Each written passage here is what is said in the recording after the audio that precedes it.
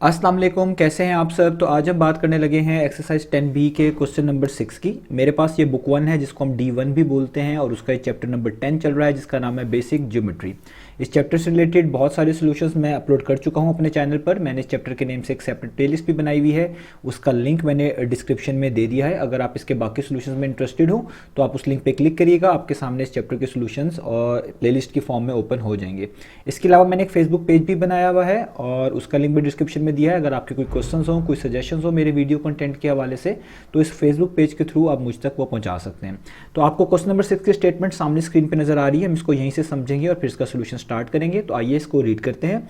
तो question number 6 में लिखा हुआ है in the figure H D F is a straight line. तो आपको यहाँ पे फिगर में नजर आ रहा है एच डी और एफ, ये एक स्ट्रेट लाइन है।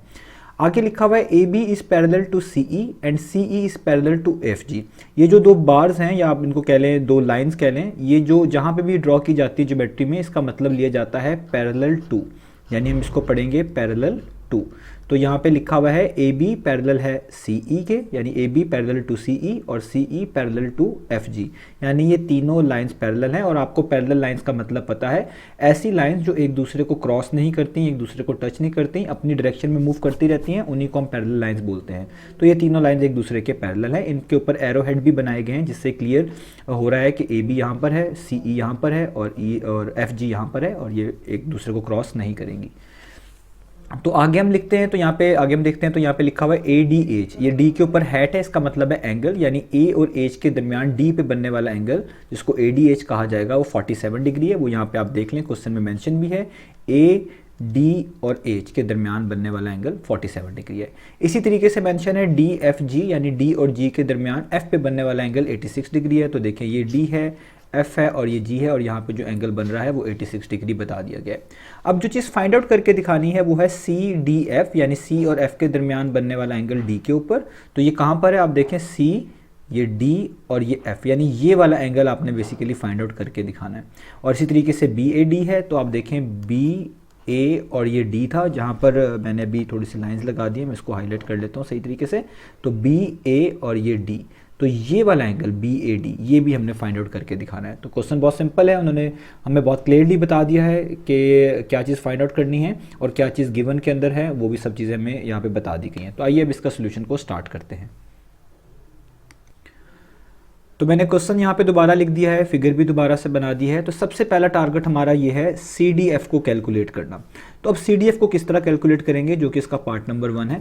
तो आपको यहाँ पे ट्रांसवर्सल का नॉलेज होना चाहिए कि ट्रांसवर्सल किसे कहते हैं। थोड़ा सा मैं बता देता हूँ कि जब भी दो पैरेलल लाइंस को कोई स्ट्रेट लाइन कट करती है तो वो स्ट्रेट लाइन को हम ट्रांसवर्सल बोलते हैं। और वहाँ पे 8 एंगल्स बनते हैं, जिनमें से कुछ को वर्टिकली ऑपोजिट एंगल कहा जाता है, कुछ को कॉरस्पॉन्डिंग एंगल कहा जाता है, कुछ को अल्टरनेट एंगल्स कहा जाता है, और वो सब एक दूसरे के कॉन्ग्रुएंट होते हैं। ये पूरी एक प्रॉपर्टी है और ये मैंने इस एक्सरसाइज के जो स्टार्ट वाले क्वेश्चन हैं उनमें समझाई भी है। तो आपको अच्छे से नॉलेज होना चाहिए इसके बारे में, तभी आपको क्वेश्चन अच्छे से समझ आएगा। बाकी मैं कोशिश करूँगा जो जो चीज़ एक्सप्लेन कर सकता हूँ दोबारा कर दूँ।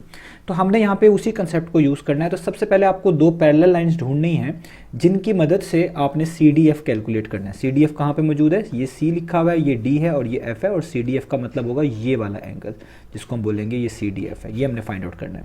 तो अगर आप देखें ये वाला एंगल एक पैरेलल लाइन के साथ मिलकर बन रहा है और वो है ई सी, जिसको क्वेश्चन के अंदर सी ई भी कहा गया है। तो एक पैरेलल लाइन तो हमने ढूंढ ली, वो है सी ई। और इसी के ऑपोजिट अगर आप देखें तो एक पैरेलल लाइन और है जो कि क्वेश्चन के अंदर भी मेंशन है, एफ जी। लेकिन बस प्रॉब्लम यहाँ पे थोड़ा सा ये है कि एफ जी की लेंथ शॉर्ट है और ई सी की लेंथ एक फुल लेंथ है। तो हम इस एफ जी की लेंथ को भी खुद से थोड़ा सा कह लें कंस्ट्रक्ट कर लेंगे, उसको थोड़ा सा ड्रॉ कर लेंगे ताकि हमारे लिए आसानी हो कि हम ट्रांसवर्सल भी इजीली पहचान लें और दोनों पैरेलल लाइंस को भी इजीली पहचान लें।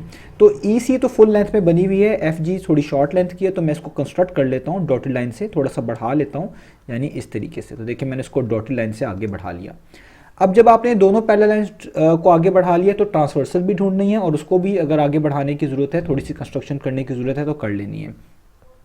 तो आप देखिए जो स्ट्रेट लाइन है एच डी एफ, यही ट्रांसवर्सल है बेसिकली इन दोनों पैरेलल लाइंस के ऊपर, क्योंकि एच डी एफ इन दोनों लाइंस को एक तो ई सी को डी पे कट करके जा रही है और इस G और F को इस F पॉइंट पे टच कर रही है। टच का मतलब भी कट करना ही होता है, क्रॉस करना ही होता है। तो इसका मतलब इन दोनों पैरेलल लाइंस को जो क्रॉस कर रही है, जो टच कर रही है लाइन है, वो है HDF और वही ट्रांसवर्सल है। तो इसको भी थोड़ा सा आगे मैं कंस्ट्रक्ट कर लेता हूँ, यानी डॉट लाइन से इसको आगे एक्सटेंड कर लेता हूँ ताकि हमें क्लियर हो जाए कि हमारे पास ये HDF ही ट्रांसवर्सल का रोल प्ले करेगी। तो मैं यहाँ पे इसको लिख भी रहा हूँ, यही हमारी ट्रांसवर्सल लाइन है। अब आपको ट्रांसवर्सल के रूल्स पता होने चाहिए। मैं थोड़ा सा यहाँ पे बता दूं कि जब भी दो पैरेलल लाइंस को कोई स्ट्रेट लाइन कट करती है तो एक एंगल जैसे यहाँ पे बनता है, ये इसको बोलते हैं अल्टरनेट इंटीरियर एंगल, और इसका जो अल्टरनेट होता है वो कहलाता है ये वाला एंगल। और एक एंगल यहाँ पे बनता है, इसका अल्टरनेट होता है दूसरी साइड पे ये वाला। तो ये दोनों पेयरवाइज आपस में कॉन्ग्रुएंट होते हैं। अगर आप इसी कंसेप्ट को जहन में रखें तो देखें HDF जो स्ट्रेट लाइन है यानी ट्रांसवर्सल, और EC और FG पैरेलल लाइंस हैं, तो जो एंगल यहाँ पर बन रहा है 86 डिग्री, इसका अल्टरनेट कहाँ पर बनेगा? तो आपको अगर थोड़ा सा आप इसको इमेजिन करें तो 86 का अल्टरनेट बनेगा जो इसी लाइन के ऊपर हो, दूसरी तरफ हो, और दोनों पैरेलल लाइंस के दरमियान हो, बीच में हो, अंदर हो, इंटीरियर हो, आउटसाइड ना हो। तो आप देखें EC पैरेलल लाइन और ये जो FG पैरेलल लाइन है, इसके दूसरी तरफ एक एंगल यहाँ पे बन रहा है जो कि 86 के एक तरह का दूसरी तरफ है, और सेम लाइन के ऊपर है, सेम ट्रांसवर्सल लाइन के ऊपर है, और दोनों पैरेलल लाइंस के इनसाइड है, इंटीरियर के अंदर है, आउटसाइड नहीं है। तो इसका मतलब है अगर यहाँ पे 86 डिग्री है तो ये वाला एंगल भी कितना होगा? 86 डिग्री, क्योंकि ये इसका अल्टरनेट इंटीरियर एंगल है और ट्रांसवर्सल के अंदर अल्टरनेट इंटीरियर एंगल इक्वल होते हैं। तो बहुत ईजी हो गया हमारे लिए। तो हम यहाँ पे लिख लेंगे कि हमारे पास जो ये CDF एंगल आया है बेसिकली, ये भी कितना होगा? ये होगा 86 डिग्री।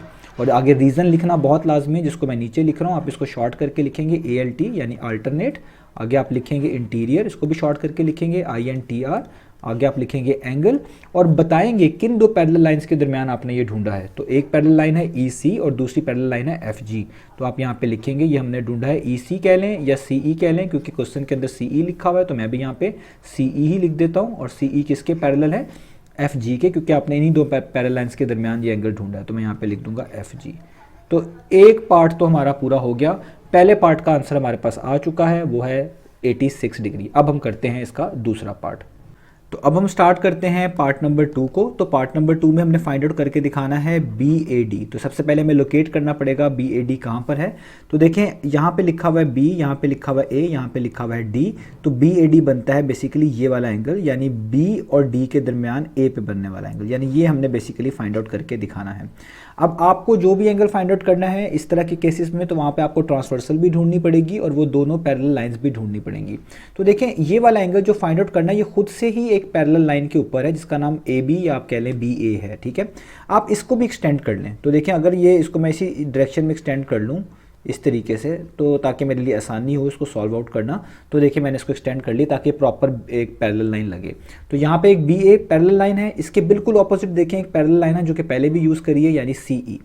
अब हमने दोनों पैरेलल लाइन ढूंढ लिया कि PA भी एक पैरेलल लाइन यूज़ कर सकते हैं, EC भी एक पैरेलल लाइन यूज़ कर सकते हैं। अब इन दोनों को क्रॉस करने वाली एक लाइन ढूंढनी है जिसको ट्रांसवर्सल कहना है, और वो बहुत क्लियर नज़र आ रही है। वो बीच में ये वाली ब्राउन लाइन है जिसके साथ ये 47 डिग्री एंगल बन रहा है। ये इन दोनों पैरेलल लाइंस के ऊपर ट्रांसवर्सल है, क्योंकि ये EC वाली लाइन को D पॉइंट पे टच कर रही है और इस AB वाली पैरेलल लाइन को इस A पॉइंट पे टच कर रही है। तो आप जस्ट इसको भी एक्सटेंड कर लें ताकि हमें पता चल जाए कि हमने इस वाली ट्रांसवर्सल की मदद से अपना रिक्वायर्ड एंगल फाइंड आउट कर लेना। और इसको मैं इस तरह भी थोड़ा सा आगे एक्सटेंड कर देता हूँ, ठीक है। तो ये मैंने इसको इधर भी एक्सटेंड कर दिया। अब यहाँ पे थोड़ी सी हमें जो है मेहनत करनी पड़ेगी चीज़ों को निकालने में, और यहाँ पे एक कंसेप्ट और यूज़ करना पड़ेगा। तो जब भी दो लाइंस एक दूसरे को कट करती हैं किसी पॉइंट पे, तो उनके वर्टिकली ऑपोजिट एंगल्स इक्वल होते हैं। जिस तरह अगर ये दो लाइन इस पॉइंट पे कट करके गई हैं एक दूसरे को, तो जो एंगल यहाँ पे बनेगा इसका ऑपोजिट एंगल जिसको हम बोलते हैं वर्टिकली ऑपोजिट एंगल, वो इक्वल होंगे। यानी जितना एंगल यहाँ पे बनेगा उतना ही एंगल यहाँ पे बनेगा। इसी तरीके से जितना एंगल यहाँ पे बनेगा तो इसका जो ऑपोजिट होगा यानी ये वाला, उतना ही एंगल यहाँ पे बनेगा। इनको बोलते हैं वर्टिकली ऑपोजिट एंगल्स। तो आप इसी चीज़ के लिहाज से अगर सोचें तो ये जो स्ट्रेट लाइन है HDF और एक ये पैरेलल लाइन EC, ये दोनों एक दूसरे को कट कर रही हैं, क्रॉस कर रही हैं इस पॉइंट D के ऊपर। तो इसका मतलब है जब ये एक दूसरे को कट कर रही हैं, क्रॉस कर रही हैं, तो यहाँ पे वर्टिकली ऑपोजिट एंगल बने होंगे। तो एक तो एंगल यहाँ पे लिखा हुआ है 86 डिग्री इस D के ऊपर जो हमने फाइंड आउट भी किया है। तो इसका वर्टिकली ऑपोजिट एंगल क्या बनेगा? इसका वर्टिकली ऑपोजिट बनेगा ये सारे का सारा ये सारे जिसमें 47 भी शामिल होगा, ये सारे का सारा इसका वर्टिकली ऑपोजिट एंगल बनेगा, क्योंकि वर्टिकली ऑपोजिट एंगल हमेशा इक्वल होते हैं। तो इसका मतलब है एक बात तो क्लियर हो गई कि ये एच डी ई यानी ये पूरा एंगल जिसमें 47 भी शामिल है, ये किसके इक्वल आएगा, मैं यहाँ पे लिख देता हूँ, ये होगा एच डी ई, ये पूरा का पूरा किसके इक्वल होगा, ये भी 86 डिग्री के इक्वल होगा। याद रहे इसमें 47 भी शामिल है, ठीक है। तो और ये क्यों होगा, क्योंकि इसको हम बोलेंगे ये हमारे पास क्या है, ये है वर्टिकली ऑपोजिट एंगल, किसके ऊपर, डी के ऊपर बन रहा है, इस पॉइंट के ऊपर जिस पे कट करके गई हैं दोनों लाइंस। तो यहाँ पे लिख लेते हैं एट पॉइंट डी, यानी डी के ऊपर, ठीक है, डी पर। अब इससे हमें क्या फ़ायदा होगा इस चीज़ को फाइंड आउट करने से, इससे हमें ये फ़ायदा होगा कि अगर ये पूरा एंगल 86 डिग्री है तो इसमें से कुछ तो उन्होंने खुद से बताया हुआ है वो 47 है। तो अगर मैंने ये बाकी वाला जो बचा है वो निकालना है तो वो मैं बड़े आराम से निकाल सकता हूँ। उसका तरीक़ेकार क्या होगा कि पूरा एंगल तो कितना था, वो था 86 डिग्री, तो मैं लिखूँगा 86 डिग्री और उसमें से माइनस कर दूंगा जो मुझे नहीं चाहिए। 47 डिग्री को मुझे इसलिए नहीं चाहिए क्योंकि ये एंगल इस स्ट्रेट लाइन के साथ मिलकर बन रहा है, इसका ताल्लुक ट्रांसवर्सल और पैरेलल लाइन से डायरेक्ट नहीं है। हमें वो एंगल की ज़रूरत है जो ट्रांसवर्सल और पैरेलल लाइन के साथ मिलकर बन रहा हो, जबकि 47 HDF लाइन और एक ट्रांसवर्सल के साथ मिलकर बन रहा है, ये पैरेलल लाइन के साथ डायरेक्ट कनेक्टेड नहीं है, जिसकी वजह से हम ये वाला एंगल ज़्यादा ज़रूरत नहीं इसकी पड़ने वाली। तो इसलिए हम इस 47 को अगर 86 में से माइनस कर दें तो ये वाला एंगल आ जाएगा। तो हम यहाँ पे कर देते हैं 87 डिग्री माइनस 47 डिग्री, तो 87 में से 47 माइनस करेंगे आपके पास आएगा 39 डिग्री। और इस एंगल को भी हम नया नाम देंगे क्योंकि ये बन रहा है ई डी और ए पर, तो हम इसको नाम दे देते हैं ई डी और ए, ठीक है। तो ये हमारे पास आ गया 39 डिग्री और ये हमने ऊपर वाली वर्टिकली ऑपोजिट एंगल की ही प्रॉपर्टी की मदद से निकाला है। अब जब हमारे पास ये 39 डिग्री आ गया है तो मैं यहाँ पे लिख सकता हूँ कि ये मेरे पास कितना है 39 डिग्री, जस्ट यहाँ से लेके यहाँ तक। तो अब देखें यहाँ पे ट्रांसवर्सल वाली प्रॉपर्टी आराम से लग सकती है। ये एक पूरी ट्रांसवर्सल लाइन है, ये दो पैरेलल लाइन है। तो अभी आपको मैंने बताया था जितना एंगल यहाँ पर बनता है ट्रांसवर्सल के केस में, उतना एंगल उसके दूसरी तरफ उन्हीं लाइंस के अंदर रहते हुए बनता है, यानी ये वाला एंगल भी कितना बनेगा 39 डिग्री। इसका मतलब है कि अल्टरनेट इंटीरियर एंगल ये बनेगा जिसको मैं 39 डिग्री बोल रहा हूँ। और इससे हमें ये फ़ायदा होगा कि हम BAD इसलिए आसानी से निकाल लेंगे क्योंकि BAD एक मुकम्मल स्ट्रेट लाइन भी तो है और स्ट्रेट लाइन पे टोटल एंगल्स का सम होता है 180 डिग्री। तो मैं यहाँ पे लिख सकता हूँ कि अगर मैं BAD निकालना चाहता हूँ तो जो एंगल BAD पे बनेगा उसमें अगर मैं प्लस कर दूँ वो वाला एंगल जो मैंने मालूम कर लिया है जिसको मैं अल्टरनेट इंटीरियर एंगल कह रहा हूँ, यानी ये वाला एंगल, इसमें ऐड कर दो ये वाला एंगल यानी 39 डिग्री, तो ये इक्वल आना चाहिए किसके 180 डिग्री पे। और यहाँ पे दो प्रॉपर्टीज़ हमने इस्तेमाल की हुई हैं। एक प्रॉपर्टी तो है अल्टरनेट इंटीरियर एंगल की, तो वो भी आप लिखेंगे यहाँ पे अल्टरनेट इंटीरियर एंगल, और दूसरी प्रॉपर्टी है angle on a straight line यानी total angle on a straight line, जिसको मैं शॉर्ट करके लिखूंगा angle on a straight line. ये दोनों प्रॉपर्टीज़ की मदद से हम ये काम लिख रहे हैं जो ऊपर हमने लिखा है, ठीक है। अब जब हमने ये चीज़ें लिख दी हैं तो अब BAD कैलकुलेट करना बहुत आसान हो गया है। आपने जस्ट लिखना है BAD, ये 39 डिग्री यहाँ पर ऐड हो रहा है, वहाँ जाके सब्ट्रैक्ट हो जाएगा 180 में से, तो आपने लिख देना 180 माइनस 39 डिग्री। तो जब BAD यहाँ पे आप लिखेंगे वैसे का वैसे ही 180 में से जब 39 माइनस करेंगे तो 141 डिग्री आएगा और यही आपका आंसर है, यही हमने फाइंड आउट करना था। इसका मतलब ये जो बचा हुआ एंगल था ये वाला, ये कितना है, ये है 141 डिग्री और यही हमने कैलकुलेट करके दिखाना था। तो यहाँ पे क्वेश्चन खत्म हुआ। इंशाल्लाह नेक्स्ट वीडियो मिलेंगे बाकी सॉल्यूशंस के साथ।